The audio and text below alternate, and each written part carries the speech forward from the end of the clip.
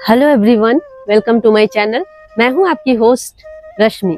कुछ दिनों से लगातार बारिश हो रही है और इस बारिश में मेरे गार्डन में हार्वेस्ट करने लायक क्या क्या कुछ है आज देखूंगी और बहुत सारे हार्वेस्टिंग करते करते कुछ टिप्स भी आप लोगों को बताऊंगी गार्डनिंग से रिलेटेड। तो चलिए चलते हैं हमारी वीडियो में। सबसे पहले मैं आप लोगों को दिखाऊं, ये जो तोरी की बेल है ये मेरे यहाँ गर्मियों में ही लगाई गई थी, लेकिन बीच में गर्मी की वजह से ये फ्रूटिंग करना बंद कर दिया था इसने। लेकिन अभी देखें बहुत बढ़िया इसकी बेल जा रही है, काफी स्वस्थ है और इसमें ये एक तोरी भी हुआ है। तो इसे मैं हार्वेस्ट कर लूंगी और वेट करूंगी कुछ दिन की, 15 से 20 दिन की, इसमें फिर से फ्रूटिंग होती है कि नहीं, क्योंकि जितनी फ्रूटिंग होनी थी इनका भी एक एज होता है, एक समय सीमा होती है जिसमें ये फ्रूटिंग करते हैं। लेकिन फिर भी मुझे एक्सपेरिमेंटल तौर पे कुछ चीजें पता लगानी है, इसके लिए मैंने इस बेल को छोड़ रखा है। और 15 दिन में अगर इसमें फ्लावरिंग नहीं होती है और फिर से फ्रूटिंग नहीं होती है तो मैं इस बेल को हटा के आगे आने वाली सब्जियों को बो दूंगी। तो इसी तरह से आप लोगों के साथ भी अगर हो रहा है तो आप भी ऐसा कर सकते हैं। ये देखें, ये, और यहाँ देखें इसी से लिपट के एक दूसरी बेल चल रही है जो ये मेरे गार्डन में हर साल ये होता है। एक बार मैंने इसे सीड से लगाया था, उसके बाद इसकी खासियत ये है कि ये पकने के बाद फट जाते हैं और फट के कभी कभी मुझे पता नहीं चलता लेकिन ये मिट्टी में बिखर जाते हैं और इसके जो सीड होते हैं उससे ये फिर से पनप जाते हैं बिना किसी ज्यादा मेहनत के। बाकी सब्जियों में मुझे ज्यादा ध्यान देना पड़ता है, लेकिन इसमें अगर पानी की कमी हो गई, पानी की अधिकता हो गई तो भी इसे कोई फर्क नहीं पड़ता है। इसी तरह की देसी चीजें मुझे बहुत पसंद है। तो आपको अगर ये कहीं इसका सीड मिले तो आप इसे जरूर लगाएं। और अभी ये थोड़े कच्चे हैं लेकिन 2-3 दिन रखने पे ये पक जाएंगे। ये देखें कुछ इस तरह दिखता है और ये धीरे धीरे आप देखें किस तरह का, ये देखें किस तरह ये दिख रहा है। ये धीरे धीरे आपको हल्का हल्का रेड कलर इसमें दिख रहा होगा, ये पूरे ही रेड हो जाएंगे। अभी ये ऐसा दिख रहा है क्योंकि ये कच्चा है।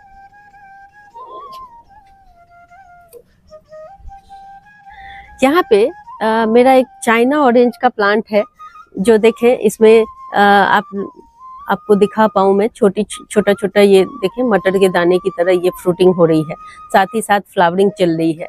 और इसी प्लांट में नीचे की तरफ आपको अगर दिखाऊं तो इसमें पुराने फ्रूट भी देखें, ये पुराने फ्रूट भी इसमें अंदर की तरफ से लगे हुए हैं। कुछ सूख भी गए क्योंकि मैं इन पे ध्यान नहीं दे पाई थी, अंदर की तरफ है, कुछ टहनियों में ही सूख गए हैं।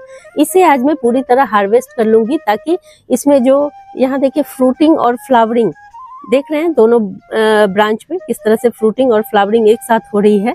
तो ये अच्छे से हो पाए इसके लिए जरूरी है कि जो हम पुराने फ्रूट लगे रहते हैं उन्हें हम उतार लें, उन्हें निकाल दें। तो आज मैं ये चाइना ऑरेंज भी ले लूंगी। ये मेरा फेवरेट है क्योंकि इसकी जो खुशबू होती है वो बहुत अच्छी होती है। इसका आप टी बना सकते हैं, शिकंजी बना सकते हैं, बहुत सारी चीज़ों में, आपके सैलेड में इसका इस्तेमाल होता है। तो आप चाइना ऑरेंज बहुत मैं रिकमेंड करती हूँ कि आप लोग इसको जरूर लगाएं। और इसमें भी फ्रूटिंग होने में जैसे हम अपने नींबू की केयर करते हैं, तकरीबन वैसा ही कुछ है। लेकिन इसमें मेरा जो एक्सपीरियंस है वो ये कहता है कि नींबू से भी कम इसमें देखभाल की जरूरत होती है, इसलिए मुझे तो ये प्लांट बहुत अच्छा लगता है। तो ये देखें मैंने कुछ तोड़ लिए हैं और भी कुछ हैं जो हार्वेस्ट कर लेना चाहिए। देखें बारिश में हमारा गार्डन कुछ जंगल जैसा हो जाता है और कुछ चीजें इसमें ऐसे छिपी हुई रहती हैं कि हमें पता भी नहीं चलती।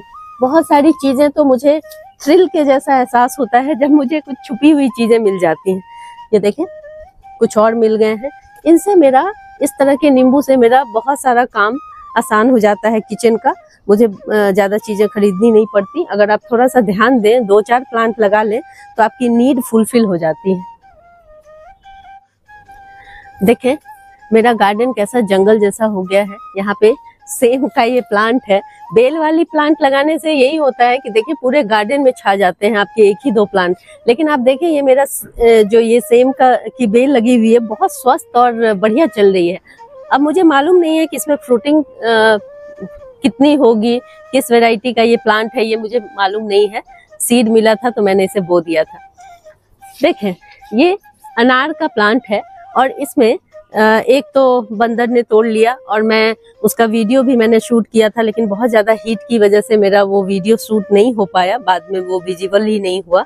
और ये अभी और मैच्योर होगा, लेकिन बंदरों की वजह से मैं परेशान हो जाती हूँ, कभी कभी वो बहुत ज़्यादा नुकसान कर देते हैं। तो ये वाला जो अनार है ये मैं आज हार्वेस्ट कर ले रही हूँ, चाहे जो भी हो ये मैं खाऊंगी, तो इसलिए इसका हार्वेस्ट कर लिया है। और यहाँ पे आप देखें छोटे छोटे और बहुत सारे अनार, यहाँ देखें ये फ्लावर तो बहुत आए थे, लेकिन ज़्यादातर मेल फ्लावर थे तो गिर गए, और ये छोटे छोटे यहाँ पे 2-3 और ऊपर ऊपर की तरफ बन रहे हैं। और आगे आने वाले दिनों में जैसे ही बारिश खत्म होगी इसमें बहुत अच्छी फ्रूटिंग होगी। तो ये मैं देखती हूँ कि ये अनार कैसा है अंदर से। और अब देखें, मेरा ये गंधराज लेमन का प्लांट है जिसमें 3 से 4 फ्रूट थे। 2-3 फ्रूट मैंने हार्वेस्ट कर लिए क्योंकि वो फट रहे थे। मैंने आप लोगों को बताया भी था कि ये बोरोन की कमी से होता है। इस प्लांट को जब मैं नेक्स्ट फ्रूटिंग के लिए तैयार करूंगी तो आप लोगों को दिखाऊंगी कि किस तरह से हमें न्यूट्रिशन डालना चाहिए जिससे ये सारी प्रॉब्लम ना हो। तो वो मैं आप लोगों के साथ शेयर करूंगी, क्योंकि ये प्लांट आड़े तिरछे बढ़ रहा है तो इसकी प्रूनिंग करनी भी बहुत जरूरी है। ये किसी वीडियो में इस प्लांट पे पूरी डिटेल में आपको जानकारी दूंगी। अभी मैं ये लास्ट हार्वेस्टिंग इसकी कर रही हूँ। और इस लेमन की खासियत है, इसका नाम ही है गंधराज, और इसमें इतनी खुशबू होती है, रस भी भरा हुआ होता है। कहने के लिए ये बेहतरीन प्लांट है गंधराज। अगर आप लोगों को चाहिए तो आप अपने नर्सरी में जरूर विजिट करें, क्योंकि मॉनसून एक ऐसा सीजन है जिसमें आप कोई भी प्लांट लगाएंगे तो बेहतर ढंग से पनपते हैं। यहाँ देखें, ये जो प्लांट आपको मैं दिखा रही हूँ ये मड़वा या मार्जोरम कहलाता है। और आप लोग जो लोग हर्बल टी पीते हैं और हमेशा ऐसे एक प्लांट की खोज में रहते हैं जिसकी जो आयुर्वेदिक वैल्यू है वो बहुत ज़्यादा हो, तो आप ये प्लांट जरूर लगाएं। ये मार्जोरम का प्लांट है और ये बहुत खुशबूदार होता है। बहुत सारे लोग इसकी पत्तियों की चटनी भी बनाते हैं, और चूंकि ये पेट के लिए बहुत अच्छा होता है, बहुत फायदेमंद होता है। और सबसे बड़ी बात है कि बहुत इजी प्लांट है लगाने के लिए। आप यहाँ पे देख सकते हैं कि इसके सीड किस तरह से यहाँ सूख रहे हैं। कुछ नहीं करना है, बस इसके सीड को सो कर दीजिए और आपका ये प्लांट रेडी हो जाएगा। इसमें बहुत ज़्यादा न्यूट्रिशन की भी ज़रूरत नहीं है। आप एक बार थोड़ी सी गोबर की खाद डाल देते हैं तो ये चलते रहते हैं। तो आज मैं क्या करूँगी, अब देखें मेरे पास तो इतना सारा हो गया है और इसमें सीड बन रहे हैं। अगर मैं ये सीड अभी नहीं निकालूंगी तो ये प्लांट मेरा इतना ही ग्रोथ करके हो सकता है ये सूख भी जाए, क्योंकि ये एनुअल प्लांट में आते हैं। लेकिन हम इनके इस फ्लावर को काट के इसका जो लाइफ स्पैन है इसको बढ़ा सकते हैं। तो आज मैं क्या करूंगी कि इसे अच्छे से नीचे से, देखिए कहाँ से प्रून करना है। मान लीजिए जैसे ये सीड है तो मैं इसे नीचे से प्रून करूंगी ताकि यहाँ से और सारी ब्रांचेस निकले और मेरा ये प्लांट बुशी हो जाए। और इस सीड को मैं क्या करूंगी वो भी बताती हूँ आपको। सबसे पहले मैं इसे हार्वेस्ट कर लेती हूँ। जितने मेरे प्लांट हैं उन सबको मैं इस तरह से थोड़ा थोड़ा नीचे से कट कर लूंगी। यहाँ देखें ऐसे।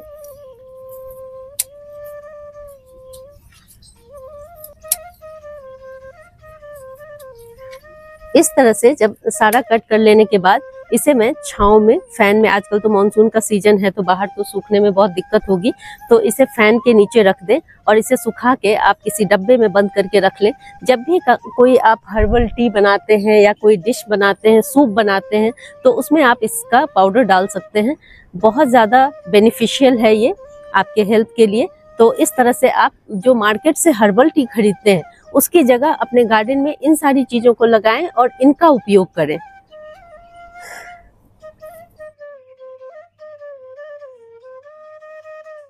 बरसात में आपने देखा होगा कि देसी वाली जो चौलाई होती है, अपने आप सीड गिर के जो आपके सारे गमलों में उगाते हैं, उनको भी लगातार हार्वेस्ट करते रहें। मैंने देखा है कि देखें बहुत जगह। और ये नाइट शेड, इसे पहचानना सीखें। ये नाइट शेड का प्लांट है, देखें, जिसमें अब ये छोटे फ्लावर भी आ रहे हैं, लेकिन मैं इसे हटा दूंगी क्योंकि बहुत ज़्यादा जंगल मेरे गार्डन में होता जा रहा है। इसका उपयोग करते रहें, इसे कट करें, इसका साग बनाएं। और मैं भी अभी थोड़ा थोड़ा ये सब ले लूँगी, 1-2 बार नीचे से कट करके इसे हार्वेस्ट कर लें, इन सब चीज़ों को अपने दाल में और किसी भी चीज़ में अगर कम भी हैं तो उनका इस्तेमाल करें आप। और ये देखें मेरे यहाँ तो इतने ज़्यादा ये फैले हुए हैं इस वक्त। देखें यहाँ भी छोटे छोटे सीड से उग रहे हैं। जहाँ मैं एक तरफ हार्वेस्ट करती जाती हूँ यहाँ छोटे छोटे ये इस तरह से उगते जाते हैं। ये मेरे बहुत सारे गमले में हैं। और देखें जब जिस मार्जोरम की बात मैं कर रही थी, यहाँ कुछ सीड मैं कहीं कहीं डालती रहती हूँ। तो ये देखें मार्जोरम का छोटा पौधा कुछ इस तरह का दिखता है, ये देखें। और इसी को पिंच करके ऊपर वाली अगर ये आप ऊपर से 2 पत्ती छोड़ करके अगर इसे पिंच कर देते हैं तो ये काफ़ी बूसी हो जाते हैं। ये देखें मैंने इसे बस टच किया है और इसमें इतनी अच्छी खुशबू आती है कि आप लोग इसे, और ये पुराना इसके सीड से ही मैं इनका सीड लेके यहीं पे नीचे नीचे डाल देती हूँ। ये देखें ये बहुत पुराना प्लांट है। अगर आप इसकी सीड को कट करते रहेंगे तो ये काफ़ी लंबे चल जाते हैं, अदरवाइज़ मैंने देखा है कि प्लांट सूख जाता है। ये देखें आज की मेरी छोटी सी हार्वेस्टिंग, ये आप लोगों को दिखाने के लिए है, लेकिन अभी जो कुछ भी मैं हार्वेस्ट की हूँ वो बहुत सारा अभी मैं और निकालने वाली हूँ। सारा दिखाने में वीडियो बहुत ज़्यादा लंबी हो जाती। जस्ट सिंबॉलिक आपको दिखाया है कि ये मैंने कुछ मार्जोरम लिए हैं, कुछ इस तरह के साग मेरे गार्डन में बहुत ज़्यादा फैले हुए हैं जो जंगली वीड की तरह हो गए हैं, उन सब का इस्तेमाल अपने किचन में करूँगी। तो इस तरह से आप लोग कुछ भी फेंके नहीं, फेंकने से पहले सोचें कि आप उसका क्या इस्तेमाल कर सकते हैं। और इस तरह से हम एक ऑर्गेनिक स्वस्थ फूड अपने किचन में शामिल कर सकते हैं। अगर आप लोगों को मेरी ये वीडियो पसंद आती है तो प्लीज़ इसे लाइक, शेयर एंड सब्सक्राइब करना ना भूलें। बेल बटन को जरूर दबाएं। Live nature, love nature. Thank you.